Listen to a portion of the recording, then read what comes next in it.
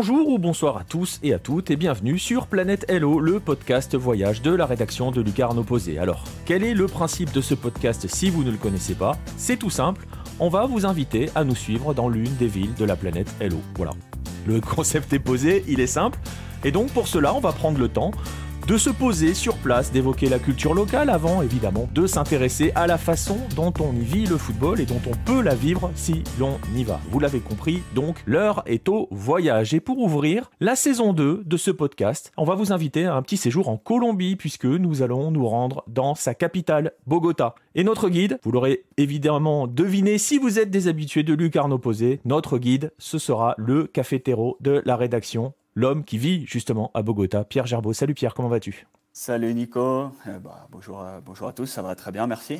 Et toi? Eh ben écoute, ça va très bien. On va profiter de ce moment pour voyager un petit peu. On aime bien ça, voyager. Maintenant, on commence à pouvoir y aller. Je vous invite d'ailleurs au moment où on enregistre ce podcast, Pierre a pu enfin retourner dans un stade.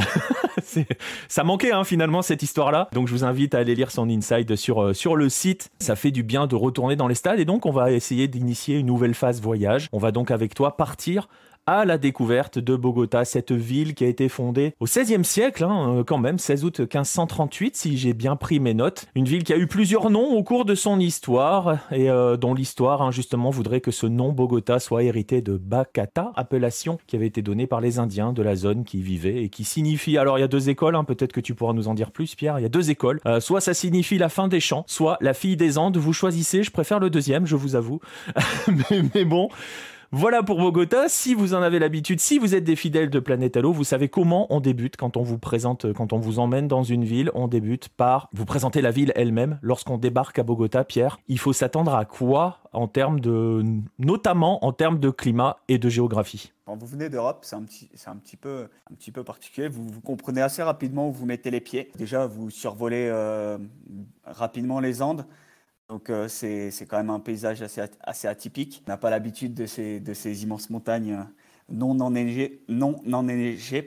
Et donc quand vous arrivez, quand vous sortez de l'aéroport à Bogota, vous comprenez rapidement Bogota. C'est une ville qui a une forme plus ou moins de rectangle. L'aéroport se trouve sur la partie ouest de la ville. Et quand vous sortez, vous avez une immense rue et vous voyez, vous prenez les Andes là en pleine face. Quand vous arrivez en pleine journée, évidemment. Et c'est assez atypique, c'est assez très particulier. Tu fais, ok, ouais, là, voilà. Là, je suis en altitude, je suis à 2600 mètres. Je suis dans les Andes, je suis pas en Europe. C'est vraiment très, très, très particulier. Je te coupe un instant, on rappelle que Bogota est la 3e capitale la plus haute d'Amérique du Sud. Donc déjà, voilà, on prend l'altitude. On la sent l'altitude d'entrée ou pas trop? Ouais, en fait, tu cours pas après le bus, tu cours pas après le taxi. Et si vous allez à un hôtel, vaut mieux prendre un hôtel avec ascenseur parce que si vous vous trimballez avec votre valise et qu'il faut monter les marches, vous allez le sentir un petit peu. Ouais. Le souffle va être un petit peu court et on est un peu essoufflé. Ouais. Ouais. Après, c'est l'altitude. Pour ceux qui connaissent. Ouais, mais c'est variable, tu vois, parce que si je dois parler d'une expérience personnelle, par exemple, à Mexico, je l'avais pas senti tant que ça, tu vois. Là, à Bogota, ouais, quand tu arrives, quand tu portes ta valise, ouais. Je me souviens, du coup, le jour où je suis arrivé, j'étais dans un appartement sans ascenseur et je l'ai senti un petit peu, ouais, la valise, quand tu tapes les deux ou trois étages à pied, tu les sens un peu quand même. Moi, je l'ai senti direct, ouais. Donc, si on a notre touriste qui débarque à Bogota et qui n'a pas l'habitude, il va lui falloir quelques jours quand même pour s'y faire, c'est ça? Ouais, après, pour l'altitude, si vraiment il y a des difficultés, il y a des produits dérivés de la coca. Donc des feuilles soit du thé, soit des feuilles de coca à mâcher, soit des bonbons. Voilà, on peut manger ça ou boire ça, du coup, si c'est une tisane ou une infusion. Et ça aide un petit peu à avoir moins de mal de montagne et moins de difficultés pour s'acclimater à l'altitude. Donc voilà, ça c'est assez recommandé. Ouais. D'accord, et on fera la bise à Paolo Guerrero d'ailleurs. Voilà. Et justement, l'autre aspect, donc parles de, voilà, déjà on se prend un choc visuel, on doit encaisser l'altitude quand on arrive. Après, en termes de climat et en termes de métropole, on se prend quoi quand on arrive à Bogota? Alors le climat, bah, là on va rentrer dans une période où je suis content d'être en Colombie plutôt qu'en France. Mais non, le climat, la Colombie par rapport à sa géographie, donc c'est vraiment bah, le sud du pays est traversé par l'équateur, donc on est dans un pays voilà, qu'on appelle tropical. Ça veut dire que le climat est le même toute l'année. Il n'y a pas de variation de température ou très peu. Bogota, il fait entre 15 et 20 degrés toute l'année. Ouais. Allez, on va dire le matin, très tôt le matin ou dans la nuit, ça descend peut-être en dessous des 10 degrés, mais voilà, sinon en journée, il fait 15-20 degrés tout le temps. Voilà, il y a des mois, même les mois de pluie, il fait cette température-là. Donc ça, c'est l'aspect un petit peu particulier de la Colombie, c'est que c'est l'altitude qui va déterminer ton climat. Et plus t'es haut, sachant que le maximum pour les grandes villes, je parle, il n'y aura rien au-dessus de 2800 mètres. Tundra, par exemple, la région de Nairo Quintana, par exemple, c'est 2800 mètres. Et c'est ton altitude qui va déterminer ton climat. Plus t'es haut en altitude, plus tu vas avoir des températures aller entre 15-20 degrés, peut-être un petit peu moins de 15 à Tundra. Mais voilà. Et plus tu descends, plus tu vas être dans des températures très chaudes. Là, Barranquilla, par exemple, pour ceux qui regardent la sélection colombienne, Barranquilla, c'est au niveau de la mer. Donc, il fait 30 degrés toute l'année, quoi. Avec un taux d'humidité qui est supérieur, du coup, j'imagine aussi. Ah ouais, forcément, ouais. Ouais. Voilà, vivre à Barranquilla, c'est vivre dans un hammam toute l'année, quoi. Il fait chaud, on transpire, tu vas chercher ton pain, tu transpires, tu descends tes poubelles, tu transpires. Enfin voilà, quand t'es vraiment plus t'es bas, quand t'es au niveau de la mer, c'est vraiment chaleur assurée toute l'année, quoi. Et pour revenir à Bogota, conséquence de ce que tu nous expliques avec ce climat tropical, avec le fait que voilà, il n'y a pas véritablement de saison. Il n'y a pas véritablement de saison pour aller à Bogota. Si je comprends bien ton message caché, on peut y aller n'importe quand dans l'année, ça sera à peu près pareil, ou il y a quand même des périodes qui sont plus sympas que d'autres? Ouais, il y a des périodes qui sont plus sympas. Bon, c'est pas nécessairement la période la plus. C'est pas forcément ce qu'on a envie de chercher dans cette période-là, mais décembre, janvier, par exemple, c'est une période très, très agréable à Bogota, très ensoleillée. En plus, c'est une période où il y a relativement peu de monde dans la ville, donc c'est assez facile de circuler. Voilà, après, faut éviter si les mois de pluie. Alors, c'est pas invivable non plus, mais c'est pas hyper agréable, quoi. Enfin, si vous venez Ouais. pendant les mois où. Voilà, où tu fais visite et t'es trempé, c'est vraiment pas hyper agréable. Donc les mois de pluie, ça va être là, on va entrer dans une période de pluie entre octobre-novembre. Il y a une période autour de mars-avril aussi, une période de pluie. Voilà, sinon non, il y a pas vraiment de moment Ouais. pour aller à Bogota. Voilà, comme c'est toujours le même climat. Ouais, c'est ça, c'est plus facile, ouais. Mais bon, donc on résume quand même, on évite saison des pluies octobre, novembre, mars, avril, et en dehors de ça, dans l'absolu, l'idéal, c'est de venir y passer les fêtes de fin d'année. C'est pas mal aussi, de se faire les fêtes de fin d'année en Colombie quand même. Ouais, après, les fêtes de fin d'année, ouais, mais pas à Bogota, quoi. Ouais, voilà. Mais justement, on va continuer sur l'aspect tourisme. La question traditionnelle, c'est toujours la question 2 dans notre podcast. En tant que touriste, avant de s'intéresser au football, quels sont les lieux culturels ou touristiques justement qu'il faut absolument visiter, que ce soit dans la ville ou dans les environs. Voilà, tu sais, le fameux truc où on dit, voilà, si vous n'êtes pas allé là, ça servait à rien de venir en Colombie ou en tout cas dans la région de Bogota. Alors bon, Bogota déjà, ouais, c'est quand même une ville immense, donc on est autour de 8 millions d'habitants, et si on va gratter un petit peu aux alentours, on est à 9,5, 10. Donc évidemment, on peut pas tout faire, on peut pas visiter tous les quartiers. Je pense que les habitants de Bogota eux-mêmes ne connaissent pas tous les quartiers de leur ville. Donc voilà, évidemment, donc il y a beaucoup de métro, beaucoup de trafic, donc on vous conseille d'être près des zones, près des zones touristiques. En fait, les zones touristiques à Bogota, elles sont assez simples. C'est ce qui s'appelle le centre historique, donc le quartier de la Candelaria. Donc c'est un quartier vraiment colonial, c'est le quartier même colonial de Bogota. C'est là où on va retrouver un musée fondamental pour ceux qui pensent que l'histoire de l'Amérique du Sud est née avec l'arrivée de Christophe Colomb et la découverte. Non, allez dans ce musée-là, vraiment le musée de l'Or, vous allez voir tout le patrimoine vraiment indigène, toute la Colombie arrivée des Espagnols. Bah, toute la période qu'on appelle la période précolombienne, concrètement. Voilà, la période, ce qu'on appelle précolombienne. Ouais. Vous allez voir toute la richesse culturelle, tout le patrimoine de cette époque-là. Donc le musée de l'or est à faire. Allez-y un dimanche, c'est gratuit. Hein. Le dimanche, je ne sais plus si c'est tous les dimanches ou s'il y a un dimanche par mois où c'est gratuit. Mais il me semble que c'est tous les dimanches. Mais voilà, en tout cas, allez-y le dimanche. Franchement, c'est à faire, c'est vraiment à faire. Donc, dans le quartier de le colonial, beaucoup de street art aussi. Vous allez voir des dessins, c'est assez joli. D'ailleurs, beaucoup de maisons colorées, beaucoup de rues pavées. Donc, vraiment, on est dans quelque chose de typiquement colonial sud-américain. Et le lieu touristique à voir, c'est Monserrate. Monserrate, c'est la montagne. Bah, vous la voyez directement quand vous sortez de l'aéroport. Vous l'avez en visuel, c'est situé en haut d'une montagne du coup. Là, on est au-dessus des 3000 mètres, on est à 3200 mètres. Pour y accéder, pour les plus courageux, le dimanche, vous pouvez le faire à pied. C'est sympa à faire. Allez-y le dimanche, hein, en semaine, c'est un peu dangereux de le faire. Voilà, comme c'est touristique, donc le dimanche, il y a beaucoup de monde, ça craint rien. Vous pouvez le faire à pied en semaine, il y a moins de monde et voilà, ça peut être un peu plus, c'est un peu plus craignos, ouais. Donc évitez de le monter à pied en semaine, mais vraiment le dimanche, même le samedi, hein. Samedi, dimanche, ça craint rien.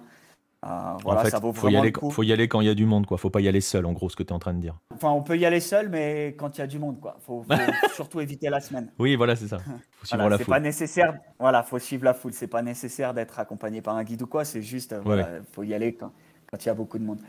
Vous pouvez le faire bien, ça se fait bien. Alors chacun son rythme. Il y a des zones d'ombre et évidemment, hein, si vous montez, il y aura sur le week-end un groupe de vendeurs. Enfin, tout au long de votre parcours, vous allez voir des vendeurs donc pour vous acheter de l'eau ou à manger si vous avez une fringale. Monserrate, c'est vraiment à faire pour les moins courageux, ceux qui veulent pas y aller à pied. Vous avez un funiculaire ou un téléphérique. Mais donc voilà, c'est une église. Vous avez vous passez par un chemin de croix. Donc c'est assez particulier. Mais ce qui est vraiment hallucinant sur cette montagne, c'est que vous avez une vue sur toute la ville. Et quand vous arrivez en haut, vous dites waouh, ah ouais, quand même. Enfin, vous comprenez. Ouais, vous comprenez le pourquoi du comment de l'Amérique du Sud, où les PLU, ça n'existe pas. Donc, vous voyez. Non, mais bon, mais voilà, mais disons que visuellement, tu te prends un deuxième choc, quoi. Enfin, tu t'imprègnes tes rétines, quoi. Ah ouais, on voit, enfin, vous voyez, il y a des quartiers, vous voyez, qui sont construits plus ou moins aléatoirement. Vous voyez que, ok, là, on est sur des résidences avec des tours d'immeubles, un petit peu schématiquement comme on aurait des HLM en France. Et vous voyez une grande rue et de l'autre côté de la rue, vous voyez que c'est comme des maisons où il n'y a rien, il n'y a aucune tour. Vous voyez, ok, enfin, vous voyez que voilà, l'urbanisme ici, c'est un concept. Bah, disons que c'est aussi l'Amérique du Sud. C'est quand même. Alors ça, c'est une chose que l'on dit régulièrement.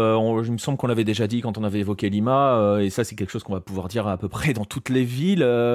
Si on a un petit peu voyagé en âme sud, si nos auditeurs ont un petit peu voyagé en âme sud, ça va pas trop les surprendre. Un quartier égale un nouveau monde, hein. C'est valable aussi à Bogota, j'imagine. Ah ouais, complètement. Mais ça, c'est vraiment un aspect. Et c'est un aspect que j'ai appris à aimer. Tu vois, au début. C'est un peu bizarre en plus je connaissais pas l'Amérique du Sud avant d'arriver à Bogota, mais tu vois, tu te dis ok, mais c'est bizarre, tu penses que c'est un peu plus compliqué de te repérer dans la ville et en fait après, j'ai appris vraiment à aimer ça, le fait de pouvoir se balader d'un quartier à l'autre et d'être dans un univers complètement différent. Voilà, ça c'est vraiment un aspect totalement différent en Europe. Si vous allez à Paris. Ouais, ça c'est vrai. Mais c'est quelque chose, je pense qu'on dit, on a déjà dit et qu'on dira à chaque podcast Planète Hello destiné à une ville Sudam, hein. Tous ceux qui ont fait quelques villes Sudam ont vu ces patchwork en fait, hein. C'est vraiment un assemblage de différents mondes qui sont côte à côte, quoi. Ah, c'est assez dingue. Ça, c'est clairement assez dingue et voilà, faut le vivre pour comprendre. C'est la même chose. Tu vois, un des trucs aussi, tu sais, en Amérique du Sud, à Bogota, enfin, c'est vrai dans beaucoup d'endroits en Amérique du Sud, hein, je pense à Sao Paulo, par exemple, pour le Brésil, je pense que c'est pareil aussi à Lima, c'est que des fois, le climat varie dans la ville, en fait, d'un quartier à l'autre aussi. Il peut pleuvoir dans un endroit, la ville est tellement immense qu'il peut pleuvoir dans un endroit et pas dans un autre, en fait. Ça aussi, j'ai appris ça avec l'Amérique du Sud, donc c'est assez dingue. Si vous êtes pas, je prends l'exemple de la Candelaria par exemple. Si vous voulez bouger de la Candelaria à un autre quartier par exemple, même s'il fait beau dans le quartier. Voilà, attention, si vous allez surtout, je pense à un autre quartier un peu touristique dans le nord qui s'appelle Usaken. Voilà, si vous allez de la Candelaria à Usaken, c'est pas parce qu'il fait beau dans un quartier qu'il fait beau dans l'autre. Voilà, donc attention à ça, c'est quelque chose qui peut surprendre quand on n'est pas habitué. Et donc voilà, au niveau des lieux touristiques, on a à peu près tout fait ou tu as d'autres petits points à nous conseiller, à conseiller à nos auditeurs? Non, dans la Candelaria, il faut absolument visiter la place Bolivar aussi. C'est la place centrale. C'est vraiment l'endroit où tu as tout qui se décide. C'est une place assez particulière. La place Bolivar, donc c'est dans le quartier toujours de la Candelaria. C'est une place où vous avez la cathédrale de Bogota, le palais de justice. Voilà, pour les personnes qui ont étudié l'histoire de la Colombie, c'est dans cet endroit-là qu'en 85, il y a eu une prise d'otage par un groupe guerriero, M19. Donc vous avez la cathédrale, le palais de justice, la mairie de Bogota, le Sénat. D'accord? Et c'est assez drôle. D'ailleurs, les Colombiens disent que les hommes politiques ont tendance à enchaîner, à faire le tour. Ils passent de la cathédrale à la mairie, puis au Congrès, et ils terminent au palais de justice. Voilà. L'ascenseur social est symbolisé par ces transits-là, c'est ça? C'est exactement ça. Et puis derrière, en fait, vous avez le palais présidentiel, la Casa Nariño. Donc ça correspond à l'Élysée, hein, tout simplement. Donc voilà, c'est le palais présidentiel. Vous pouvez le prendre en photo. Vous avez un accès. Il y a un musée à côté, musée de. J'ai oublié son nom, mais c'est un musée pareil. Donc vous avez beaucoup d'histoires sur la police, l'armée. Enfin, c'est vraiment historique. Donc voilà, une fois que vous avez fait la Candelaria, vous avez fait quasiment tout ce qu'il y a à voir, toutes les attractions touristiques de Bogota. Ça par contre, c'est clair. C'est le quartier touristique par excellence de la ville. Ok, donc voilà. Donc là, vous avez fait votre partie touristique. Maintenant, on va passer aux choses sérieuses. On va passer au foot. Parce que bon, quand même, hein, on est là pour ça aussi. Forcément, si on évoque Bogota, bon, les habitués du foot colombien, hein, tout de suite, ils vont nous répondre Santa Fe Millonarios. On va y aller, on va pas commencer par les surnoms, on va poser pour ceux qui ne savent pas. C'est deux clubs qui ont forcément une place importante hein, dans l'histoire du foot colombien, pas seulement dans l'histoire justement de Bogota. Bah justement, Pierre, est-ce que tu peux nous parler un petit peu de ces deux clubs, mais surtout nous expliquer leur rôle, leur importance dans le football colombien et leur importance dans la ville? Millonarios, on va commencer par celui-là, c'est parce que c'est vraiment le gros club, c'est le plus gros des deux ici à Bogota. C'est un club historique. Bah, les deux sont des clubs historiques dans le sens où ils ont participé à toutes les éditions du championnat professionnel en Colombie. Donc voilà, le foot en Colombie, le championnat professionnel est né en 1948. Voilà, d'ailleurs, il y a un petit lien historique. Hein, il est né après un événement assez tragique à Bogota qui s'appelait le Bogotazo et l'assassinat d'un des hommes politiques importants de l'époque. Ils ont essayé de vite créer, pour calmer tout le monde, vite créer le championnat professionnel. Donc voilà, Millonarios, c'est un club qui a été créé officiellement en 1946. Voilà, il y avait eu quelques prémices dans les années 30 et son nom, d'ailleurs, il vient un journaliste qui lui a donné ce nom, Millonarios, parce que là, historiquement, c'est une équipe qui a toujours eu beaucoup de joueurs étrangers. Et donc c'est pour ça que quand historiquement il y avait des Argentins, beaucoup d'Argentins dans ce club-là, il y a un journaliste d'El Tiempo qui a dit voilà, mais c'est une équipe de millonarios, de millionnaires. Et donc c'est pour ça que ce club s'appelle comme ça. Parce qu'il faut rappeler quand même, alors tu l'as dit, hein, le foot pro arrive en 48 en Colombie, c'est l'un des derniers pays d'Amérique du Sud à accéder au professionnalisme. Il n'y a que le Venezuela qui fera pire, si j'ai bonne mémoire, parce que lui ça arrive fin des années 50. Mais les débuts de l'histoire de ce football professionnel sont aussi marqués par l'arrivée massive de joueurs argentins. On en a déjà parlé sur le site, je pense qu'on a dû en parler dans un mag aussi, un ou deux mags, avec tous ces magazines, je finis par oublier ce dont on a parlé dedans, c'est pas bien, mais c'est pas grave. Donc voilà, il faut le dire, il y a aussi toute cette période que l'on appelle en Colombie Eldorado, avec beaucoup de joueurs argentins, et notamment Di Stefano, qui sont arrivés en Colombie à l'époque où il y avait une grève en Argentine, à l'époque où les Colombiens étaient désaffiliés de la FIFA et donc ne payaient pas de transfert et donc pouvaient faire venir des joueurs massivement.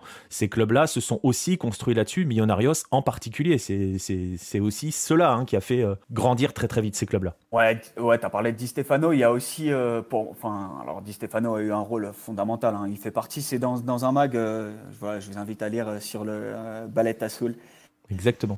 Voilà. Voilà, Mais je donc, ne Di saurais Stefano plus comme ça vous dire dans quel numéro. Vous aurez la précision dans les descriptions et vous aurez le visuel sur la partie la version YouTube de ce podcast. Ouais, voilà, donc tu as cité Di Stefano qui était évidemment, enfin on peut pas nier son importance, c'était un joueur clé, mais il y en a eu un autre et c'est surtout lui qui a vraiment profondément changé ce club-là, c'est Pedernera qui est arrivé dans le même, enfin la même période, on va dire dans la même époque et qui lui est resté beaucoup plus longtemps en Colombie puisque Di Stefano après il a eu la carrière que tout le monde connaît.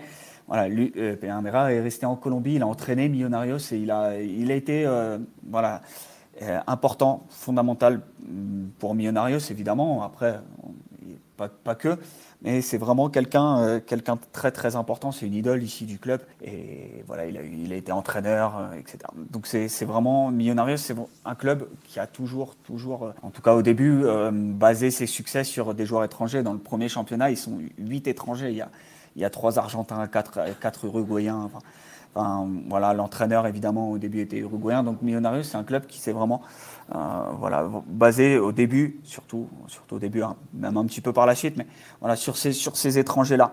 Donc voilà, le Eldorado, le Ballet Azul, etc. C'est l'histoire de Millonarios et c'est le club vraiment qui a le plus de supporters dans la ville, le club le plus populaire. Après, Santa Fe a été créé pareil dans les années 40. D'ailleurs, le nom complet du club, c'est Independiente Santa Fe, okay, et qui joue en rouge et blanc. Donc, voilà, je vous laisse pour ceux qui suivent le foot argentin.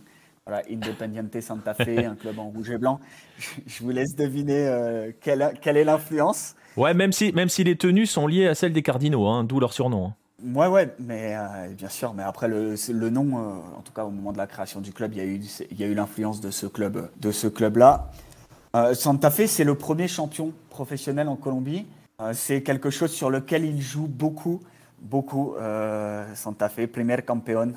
Il y a des banderoles dans les barras, dans les virages. Hein. C'est écrit en gros dans les virages. Voilà, exactement. C'est vraiment une partie de leur histoire. C'est un peu comme le à jamais les premiers local. Exactement. Et voilà, donc non, Santa Fe c'est un club qui est important. Je vais pas dire le contraire, mais un petit peu moins. Il y a un petit peu moins que Millonarios. Ils ont un petit peu moins de supporters. Voilà, après ils remplissent le Campín. Hein. Le Campín fait pas non plus 100 000 places, donc ils arrivent à le remplir. Voilà, c'est le deuxième club de la ville. Voilà, Santa Fe, au passage, c'est le nom, ça fait partie du nom de la ville, puisque le nom complet, c'est Santa Fe de Bogota, hein, le nom de la ville. Vous retrouvez cette racine. Et donc, il y a une rivalité, le match entre Millonarios et Santa Fe. On aura l'occasion d'en parler un petit peu plus tard, mais c'est ce qu'on appelle ici le Clásico Capitalino. Donc, c'est un match évidemment particulier, comme les autres clásicos qu'on peut avoir en Colombie. Les deux se partagent le stade, le Campín. Donc c'est particulier. En fait, c'est un petit peu comme à Milan quand il y a pour les Clásicos, il y a une des deux équipes qui reçoit, donc qui a entre guillemets le stade. Et voilà, ils se répartissent comme ça. Ils font pas. Si vous allez à Medellín, par exemple, si vous voyez un Clásico entre les deux équipes de Medellín, les deux équipes se partagent le stade toujours. Ils font 50-50, 50-50. Voilà. À Bogota, c'est pas le cas. C'est vraiment quand il y a un Clásico Capitalino, il faut voir qui reçoit et le stade aura la couleur évidemment de qui reçoit. On va y revenir sur le Classico dans un instant. Et après, il y a un autre club aussi, un troisième club qui est en première division de Bogota, qui est un peu moins connu, qui est beaucoup plus récent, qui s'appelle La Equidad, qui date de 1982. Donc, sans vouloir vanner Nico, mais je pense que tu es plus vieux que ce club-là. Non, mais et qui justement donc ne peut pas s'appuyer sur une grande histoire aussi, et c'est compliqué. Ouais. Ils arrivent comment à exister dans ce contexte, la Equidad, justement? Ils jouent sur quel ressort pour exister par rapport... Parce que bon, tu l'as dit, il y a Millonarios qui est le géant et le plus populaire aussi parce que ça a été le club qui a régné en maître sur les premières années du football colombien, du football professionnel colombien. C'est aussi pour cela. Hein. On a Santa Fe qui fait, tu l'as pas dit, mais qui fait partie du club très fermé des rares à avoir gagné une compétition continentale. Ils sont pas 150 000 en Colombie, donc c'est important quand même. C'est vrai. Même si le souvenir de cette finale est assez traumatisant pour la personne qui est en train de vous parler. Bref, parenthèse, je commentais ce match à l'époque et c'était d'un ennui profond face à Huracan. Bref, il s'était juste rien passé sur les 2 matchs et ça s'était joué au tir au but. Je ne vous encourage même pas à aller voir les résumés sur YouTube, ça sert à rien. Il ne s'est rien passé sur les 2 matchs, mais vraiment rien. Je crois que le premier tir cadré de la finale aller-retour, c'est à 90e minute du 2e match. Donc voilà, tout ça pour vous dire. Bref, parenthèse fermée, justement, donc on a le géant populaire Millonarios, on a Santa Fe qui est quand même le premier champion, qui est un club qui a gagné des compétitions internationales, qui est aussi un des grands du championnat colombien. Comment la Equidad, qui arrive en 82, arrive à exister dans ce paysage? Ils appuient sur quel ressort, ouais. Ils existent. C'est violent ce que je vais dire. Ils n'existent pas. Ouais. Je force un peu. Enfin, en tout cas, ils n'ont pas vraiment de supporters. Évidemment, c'est compliqué pour un club qui est né en 82. Tu as deux géants. Alors, effectivement, ils ont gagné Santa Fe une compétition. Ils ont gagné la Sudamericana en 2015. Voilà, Millonarios a gagné la Copa Merconorte aussi au début des années 2000. Ouais. Mais voilà, la Equidad, déjà, c'est un club qui est fondé. La Equidad, c'est une société d'assurance, tout simplement. C'est un peu comme si en Ligue 1, alors on ne va pas citer de marque, mais voilà. Mais on a compris. Voilà, c'est ça, c'est comme si vous avez n'importe quelle compagnie d'assurance qui a une branche un peu d'un club de foot. Donc voilà, la Equidad, c'est compliqué. C'est un club qui était pro en plus assez tard, qui a évidemment commencé en D2, qui a pour seul titre une Coupe de Colombie en 2008. Voilà, en fait, ils existent sur la partie formateur. La Equidad, c'est un club qui a réussi à sortir quelques joueurs internationaux. Je vais en citer 3. Santiago Arias, que tout le monde connaît, je pense, qui est joueur actuel. Voilà, il y en a donc qui a commencé à la Equidad avant de partir. Il y a Stalin Mota, qui est international, qu'on connaît peut-être moins, et pourtant qui a joué en France, qui a joué contre la France, au Stade de France, qui était du match amical que la Colombie a disputé juste avant l'Euro 2008. Il me semble qu'il y a un amical que la Colombie perd 1-0 sur un but de Thierry Henry, de mémoire. Voilà, Stalin Mota faisait partie de cette équipe-là. Et Stalin Mota, c'est la légende. C'est la légende locale de la Equidad qui a été formée là-bas. Alors même s'il a eu des passages à l'étranger, il a eu en Équateur, il me semble, au Venezuela, il est passé par ces pays-là. Et il a joué aussi à l'Atlético Nacional. Mais voilà, Mota, c'est la légende vraiment de la Equidad. Et c'est un joueur international. Voilà, il y a aussi Carlos Bejarano, qui est un gardien, qui était formé là-bas, qui est lui international. Alors c'est assez drôle, mais il fait international de Guinée équatoriale. Je ne sais pas si pour nos spécialistes africains pourront mieux nous en parler, mais il y a eu un moment donné où la Guinée équatoriale a essayé de chercher à naturaliser. Je crois que c'était au moment où ils ont organisé la Coupe d'Afrique des Nations. Ils ont essayé d'un peu de naturaliser et de voir quels joueurs avaient des origines. Il est question de ça dans le mag numéro 16 qui vient tout juste de sortir au moment où on enregistre. Il est question de ces naturalisations, mais c'est sur la partie brésilienne, parce qu'il y a quelques Brésiliens aussi qui ont été naturalisés en Afrique et notamment en Guinée équatoriale. Voilà, et ça c'est historique. Rapidement, pour reprendre sur la géographie, voilà, surtout sur les personnes qui sont nées dans des zones sur des côtières, que ce soit sur la côte Pacifique ou sur la côte Caraïbe, vous avez été là où fondamentalement où les esclaves arrivaient et étaient échangés contre tout ce qui était du café, du cacao, de l'or, etc. Donc le commerce triangulaire, voilà, il y avait une partie en Amérique du Sud. Donc c'est pour ça que vous retrouvez beaucoup de racines, en tout cas africaines. On a les mêmes au nord de l'Équateur, dans la province d'Esmeraldas. Exactement, voilà. Donc c'est pour ça qu'on retrouve ces racines africaines sur les côtes. Pour en revenir, voilà, on a aussi formé à la Equidad. Donc la Equidad, c'est vraiment quelque chose qui essaye de former. C'est vraiment j'allais dire une cantera, mais pour le dire en français, c'est vraiment comme un club formateur qui sort beaucoup de jeunes, qui se base, évidemment, ils n'ont pas beaucoup d'argent, comme tous les clubs colombiens aujourd'hui, mais voilà, la Equidad, c'est vraiment un club qui essaye de se baser sur ces jeunes, qui sort beaucoup de joueurs. Vraiment, alors là, je vous ai cité que des internationaux, mais il y en a d'autres. Il y a beaucoup de joueurs qui passent par la Equidad, beaucoup de jeunes joueurs. Voilà, ils travaillent, ils font un très très gros travail avec les jeunes. Donc voilà, c'est un petit peu comme ça qu'ils arrivent à exister. Après, en quelque sorte, c'est le Envigado de Bogota, quoi. Ouais, En quelque sorte, hein, toute proportion gardée, parce qu'on est sur une autre dimension, Envigado. Mais voilà, c'est-à-dire qu'il y a les deux géants et il y a le centre de formation, celui qui veut être le centre de formation qui est la Equidad concrètement. Et par rapport à cela, il y a aussi d'autres clubs hein, qui évoluent aux échelons en dessous. Tu vas probablement nous les citer. Ils arrivent à se faire une place eux aussi? Ouais, il y a Tigres, il y a les clubs en D2 qui jouent à Bogota. Ouais, Tigres, Fortaleza et Bogota Football Club. Ouais, ça, ouais, non.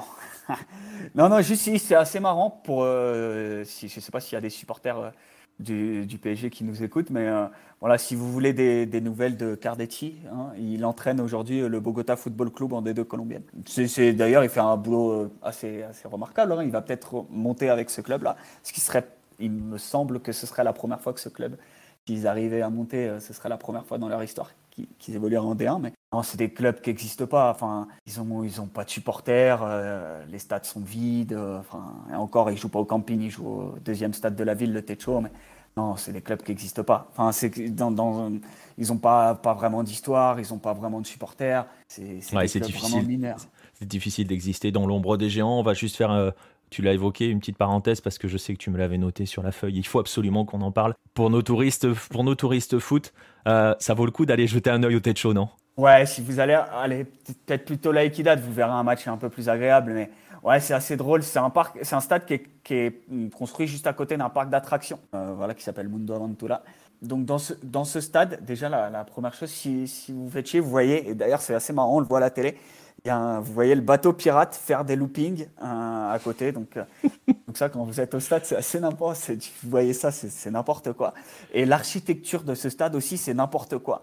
C'est très très désagréable de regarder un match au Techo à la télé parce qu'en fait les tribunes, en tout cas telle qu'on la connaît, la tribune présentielle, là où il y a la caméra quand on regarde un match à la télé, cette tribune est coupée en deux. Et en plus, elle n'est pas dans le même axe. Ça veut dire que c'est un petit peu dévié. Et ce stade, architecturalement, c'est le pire stade que j'ai jamais vu. Hein. C'est n'importe quoi. On est dans ce stade-là, on est dans le n'importe quoi. Mais il faut le faire. Ah ouais, il faut le faire. Le bateau pirate. Ouais. Voilà, il faut le faire. Donc voilà, allez au Techo si vous allez faire un tour à Bogota. Allez au Techo et ensuite, forcément, on va revenir sur eux. Tu l'as dit, on a évoqué quelques autres clubs.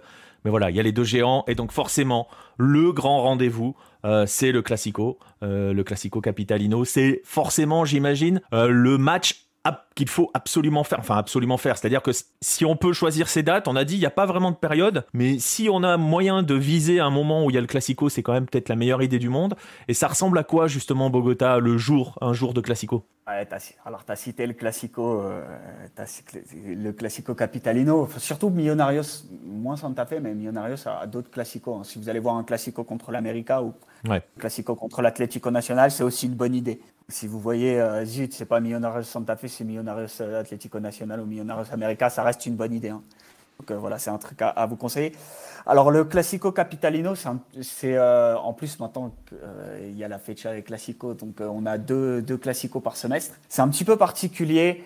Vous voyez, c'est une ambiance, si vous vous baladez dans la ville, mais même pas nécessairement autour du stade, c'est un endroit un moment où vous allez retrouver parfois un petit peu des maillots, des deux équipes, un peu vendre ça à l'arrache sur des ronds-points ou dans des endroits de la ville. C'est un petit peu particulier. Après, on l'a dit, la ville est tellement immense que c'est compliqué. Si vous êtes tout au nord, vous n'allez pas ressentir l'ambiance, quoi. Il faut s'approcher. Il faut quand même s'approcher du stade. Ouais. Il faut s'approcher un minimum du stade, ouais, quand même. Mais donc c'est un petit peu particulier. Il n'y a pas d'animosité, pour le coup, pour en avoir fait un. J'ai été assez surpris. C'est assez calme, hein, franchement. Autour du stade, elle n'est pas dans l'optique de dire waouh, mon Dieu, ça va être chaud, va falloir que je fasse gaffe. Ce qui est particulier en Amérique du Sud, je vais pas dire c'est une exception parce qu'il y a d'autres cas, mais c'est rare quand même des classicos d'une ville où tu peux dire cette phrase-là en disant ça va, vous n'êtes pas en danger de non plus. C'est ça, vous y êtes pas vraiment en danger, clairement. Alors les deux clubs s'apprécient pas plus que ça. Voilà, on va pas dire qu'ils sont frères ou quoi, ce serait mentir. Mais voilà, je vais pas dire non plus qu'il y a zéro problème. Ce serait pas le cas non plus. Mais disons voilà, que c'est pas cultivé. Il n'y a pas une culture de l'affrontement. Voilà, c'est ça. Vous pouvez aller avec l'un ou l'autre. Franchement, si vous avez envie de mettre un maillot d'un des deux, Voilà, aux abords du stade, vous n'allez vraiment pas avoir de problème. C'est assez surprenant parce que je ne m'attendais pas forcément. En fait, je ne savais pas. Donc, j'avais quand même un peu cet a priori-là en disant, oula, il faut faire gaffe, etc. Et en fait, non, pas du tout. Juste petite parenthèse, parce que ça m'est arrivé. Si vous allez au stade, pensez à éviter les ceintures, évidemment. Comme au Et Pérou, surtout donc. les pièces, voilà, comme au Pérou, et les pièces de monnaie.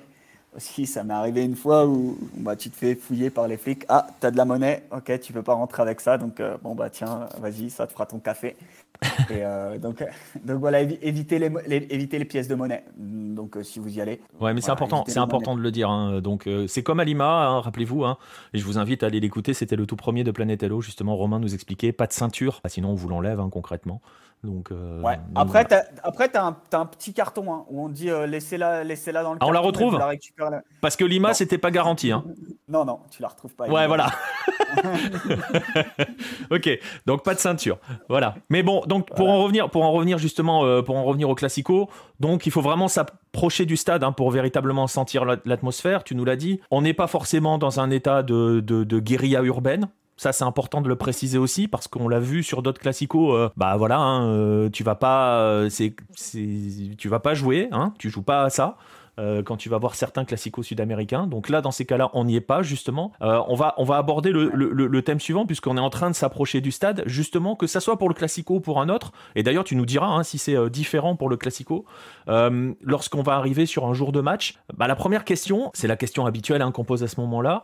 Est-ce qu'il est facile de se procurer des places pour aller au stade? Et tu pourras nous dire si c'est le cas aussi pour un classico. Une fois qu'on a nos billets, justement, comment on va au stade? Quels sont les conseils que tu nous donnes? Est-ce qu'il faut prendre ses dispositions très tôt? Est-ce que c'est difficile d'aller au stade? On avait vu, par exemple, je pense à Lima encore, où il fallait vraiment vraiment se préparer à l'expédition parce que ça peut prendre du temps, dans ce genre de ville, de voyager, de se déplacer. Puis si on finit, hein, je termine avec la dernière question et après je te laisse embrayer. On mange où? C'est vrai que toi, t'aimes bien manger, donc Ah non, ça mais c'est. les podcasts Planète Hello, si on parle pas de bouffe, ça sert à rien, hein.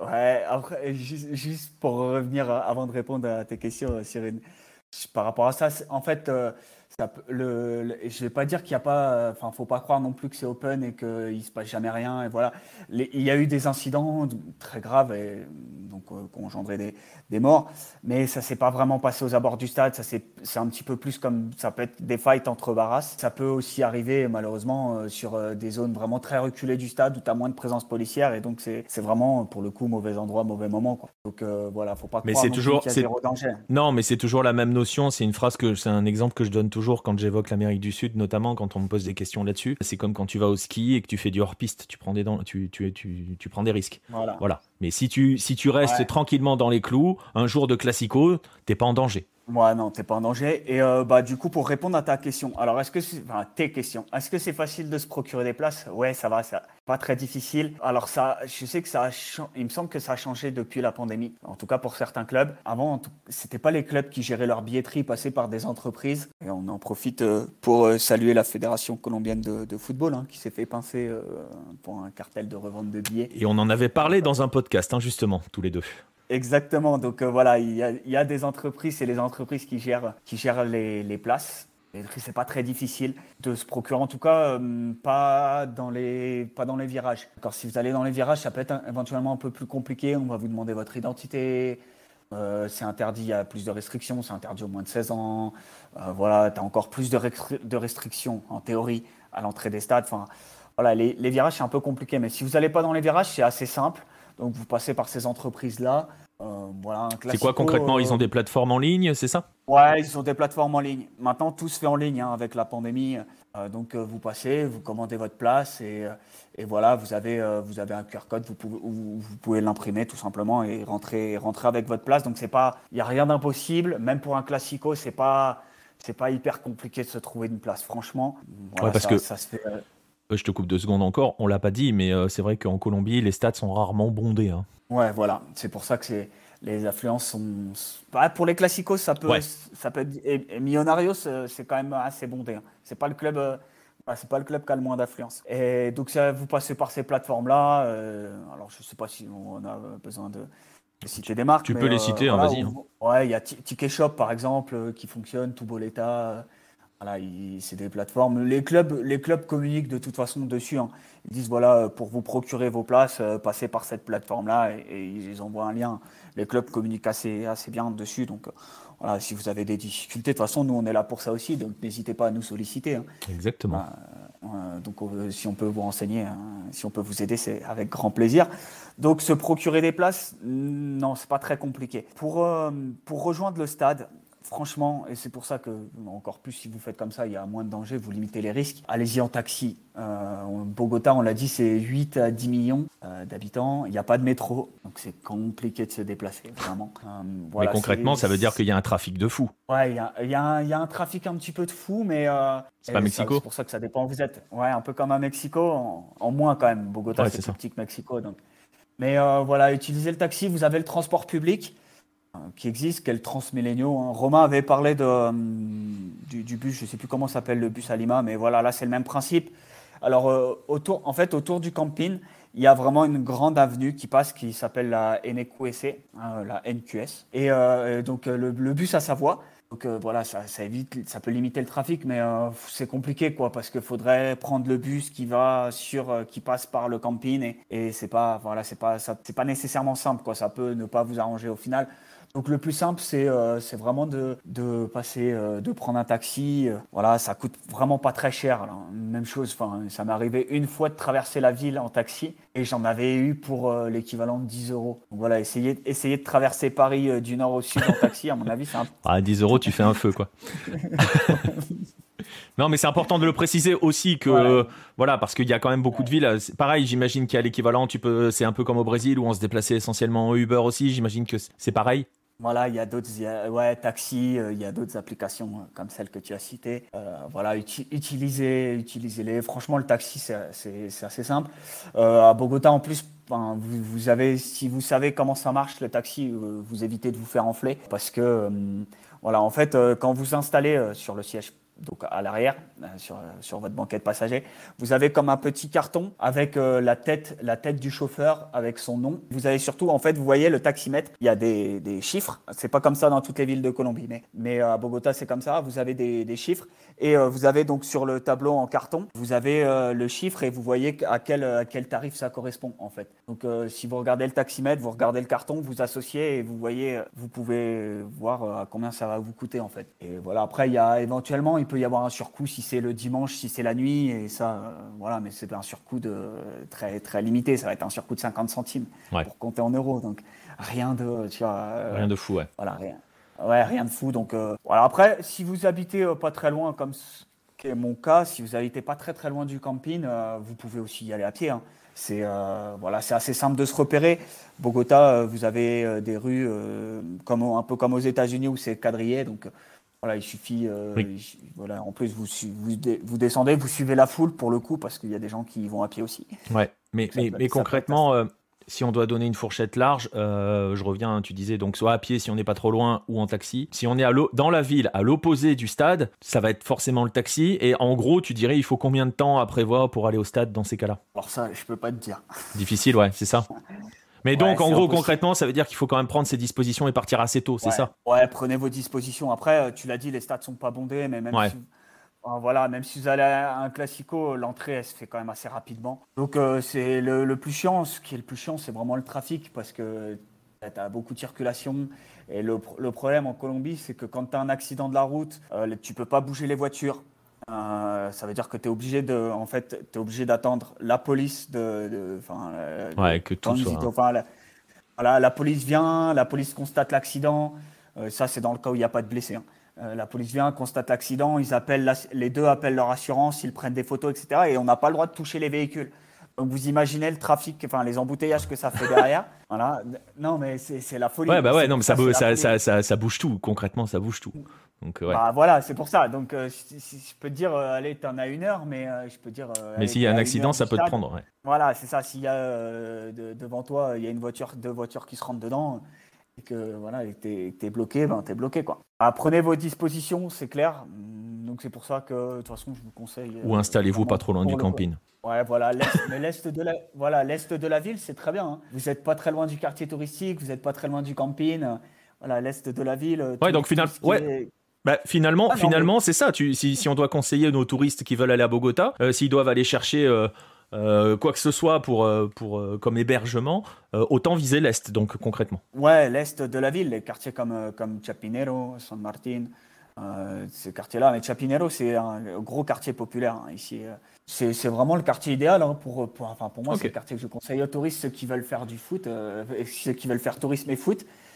Voilà, vous allez à Chapinero, vous n'êtes pas très loin de la Candelaria, vous êtes à, franchement, allez, quoi, 30 minutes en taxi, même s'il y a un accident. Ah bah voilà. Et vous êtes à 30 minutes, même pas.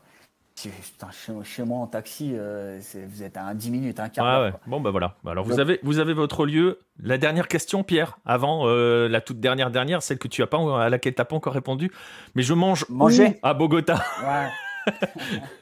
Non, C'est important. Julien, voilà. Une fois qu'on est arrivé autour du stade, voilà, vous avez un endroit. D'ailleurs, vous suivez pareil, hein, vous suivez la foule. Vous faites le tour du stade, vous avez un endroit où vous avez de quoi vous restaurer avec des choses locales. Voilà, de la nourriture locale. Alors, la Colombie, on n'a pas la richesse gastronomique du Pérou, mais voilà, vous retrouvez des choses assez traditionnelles en Amérique du Sud, hein, des arepas, vous retrouvez des empanadas.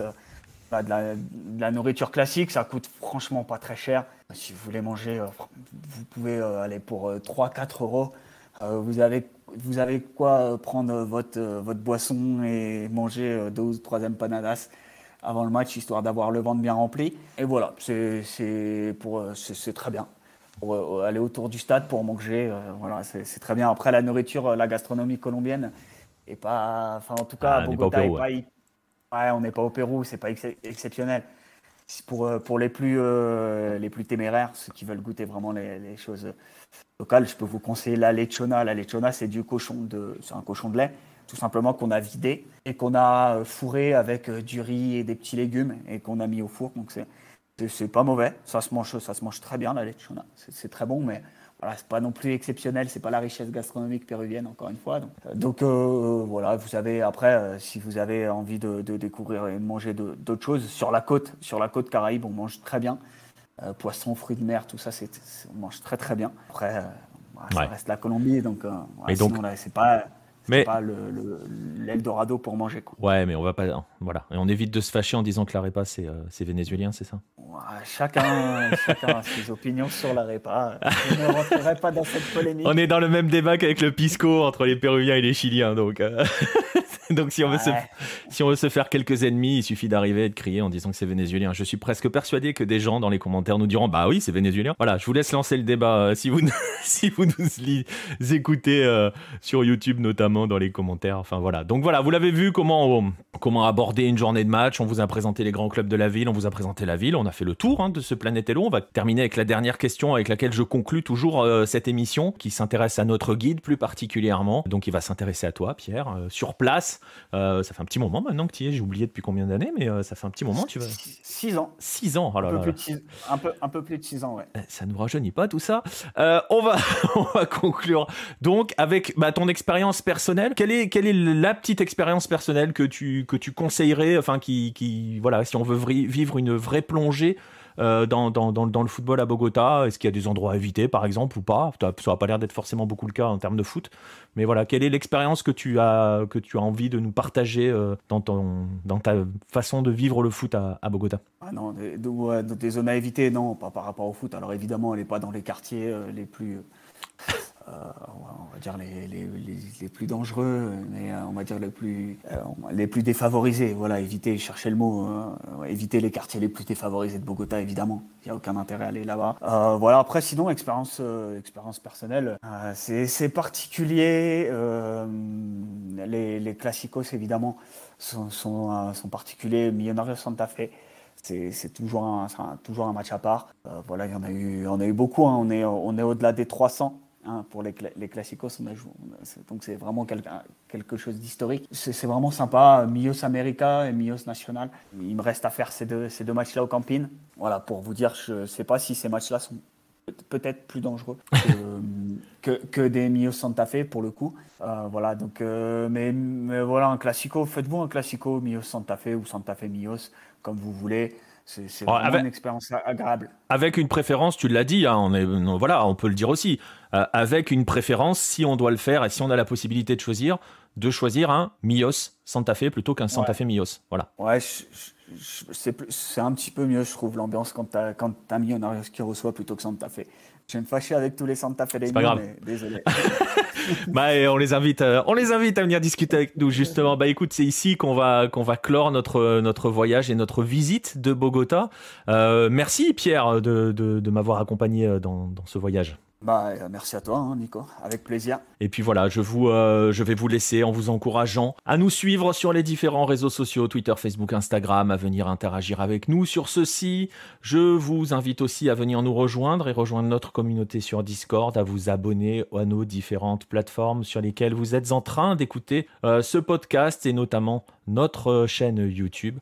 Je vous invite bien sûr, comme toujours, à vous rendre sur notre site lucarne-opposé.fr pour y lire les dernières activités de la Planète Hello et aussi vous cultiver entre deux matchs, notamment en vous procurant nos magazines qui sont un des moyens de soutenir notre travail. Le 16, au moment où on enregistre, vient de sortir, enfin, avec un peu de retard, mais ça y est, il est là. Et voilà, je vous invite à le découvrir sur le site, mais si vous voulez nous soutenir, je vous invite aussi à vous rendre sur notre boutique, la boutique de notre maison d'édition, la maison d'édition Lucarne Opposé. Vous y trouverez, en attendant d'autres ouvrages qui vont arriver, vous y trouverez la biographie de Garrincha, écrite par Marcelin Chamoin, notre rédacteur Brésil, et aussi la version française des 11 Caminos al Gol, la référence absolue pour tout comprendre de ce qu'est Marcelo Bielsa. Voilà donc autant de moyens pour vous de nous soutenir. Tous les liens, bien évidemment, sont dans la description. On vous laisse ici, c'est la fin de notre voyage à Bogota. Je vous dis à très bientôt les amis.